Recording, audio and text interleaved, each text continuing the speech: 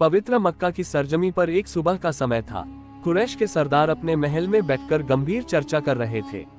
उनके चेहरों पर चिंता की लकीरें थीं। हजरत मोहम्मद सल्लल्लाहु ताला अलैहि वसल्लम का इस्लाम का संदेश हर घर में पहुंचने लगा था। लोग अल्लाह की इबादत को अपनाने लगे थे और बुतों की पूजा से किनारा करने लगे थे। ये बात कुरैश के सरदारों को बर्दाश्त नहीं हो रही थी। हमें इस मोहम्मद सल्लल्लाहु ताला अलैहि वसल्लम को रोकना होगा, अबू जहल ने जोर देकर कहा। यदि ऐसा न किया गया तो हमारा अस्तित्व समाप्त हो जाएगा। उन्होंने एक भयानक साजिश रची। योजना थी कि रात के अंधेरे में हजरत मोहम्मद सल्लल्लाहु ताला अलैहि वसल्लम को उनके घर में घेर कर मार डाला जाए।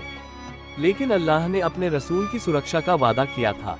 उसी रात जब दुश्मन उनके घर के बाहर घात लगाए बैठे थे, हजरत मोहम्मद सल्लल्लाहु ताला अलैहि वसल्लम ने हजरत अली रज़ियल्लाहु अन्हु से कहा, अली तुम मेरे बिस्तर पर लेट जाओ और मुझ पर विश्वास रखो, अल्लाह हमें बचा लेगा। हजरत अली रज़ियल्लाहु अन्हु ने बिना किसी हिचकिचाहट के उनकी आज्ञा मानी और इस तरह मोहम्मद सल्लल्लाहु ताला अलैहि वसल्लम अल्लाह के हुक्म से मदीना की ओर निकल पड़े। मक्का से मदीना की कठिन यात्रा। रात का समय था, आसमान में तारे टिमटिमा रहे थे, लेकिन सन्नाटा भयावह था। हजरत मोहम्मद सल्लल्लाहु ताला अलैहि वसल्लम और उनके प्रिय साथी हजरत अबू बकर रज़ियल्लाहु अन्हु मक्का की गलियों से होकर थौर नामक एक पहाड़ी की ओर बढ़े। यहाँ पर एक गुफा थी जिसे आज गुफा ए थौर कहा जाता है। गुफा के भीतर का माहौल शांत था, लेकिन बाहर कुरैश के लोग रसूल सल्लल्लाहु ताला अलैहि वसल्लम को खोजने के लिए हर दिशा में घूम रहे थे। तभी एक अद्भुत घटना घटी। अल्लाह के करिश्मे से गुफा के मुहाने पर एक मकड़ी ने अपना जाला बुन दिया और कबूतर ने घोंसला बना लिया। जब दुश्मनों ने गुफा के पास आकर देखा तो वे बोले, यहाँ कोई नहीं हो सकता। अगर कोई गया होता तो ये जाला कैसे रहता। और इस प्रकार अल्लाह ने अपने प्यारे रसूल की हिफाजत की। मदीना की ओर स्वागत। गुफा से बाहर निकलकर रसूल सल्लल्लाहु ताला अलैहि वसल्लम और हजरत अबू बकर रज़ियल्लाहु अन्हु ने मदीना की ओर अपनी यात्रा जारी रखी। ये यात्रा केवल एक प्रवास नहीं थी, यह इस्लाम के एक नए युग की शुरुआत थी। मदीना में लोग बेसब्री से उनकी प्रतीक्षा कर रहे थे।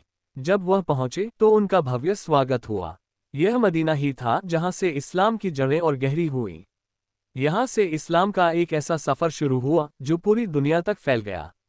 हिजरी कैलेंडर का आरंभ। इस्लाम के इस ऐतिहासिक प्रवास को इतना महत्वपूर्ण माना गया कि 17 साल बाद हजरत उमर रज़ियल्लाहु अन्हु ने इसे इस्लामी कैलेंडर की शुरुआत के रूप में मान्यता दी।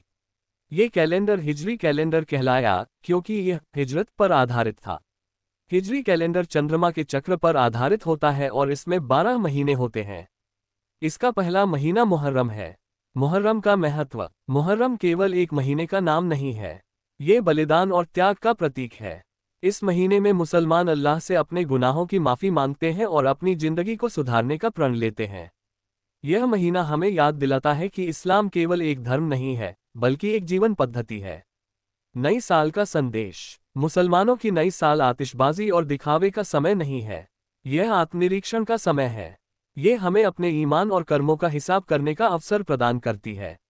नई साल हर मुसलमान को ये संदेश देती है कि कठिनाइयां चाहे कितनी भी बड़ी क्यों न हो, अल्लाह पर विश्वास, धैर्य और ईमानदारी से हर चुनौती का सामना किया जा सकता है। जैसे सूरज हर सुबह नई किरणें लेकर आता है, वैसे ही मुसलमान की नई साल हर इंसान को एक नई शुरुआत का अवसर देती है। ये सिर्फ एक तारीख नहीं, बल्कि जीवन को सुधारने और अल्लाह के करीब जाने का एक सुनहरा मौका है।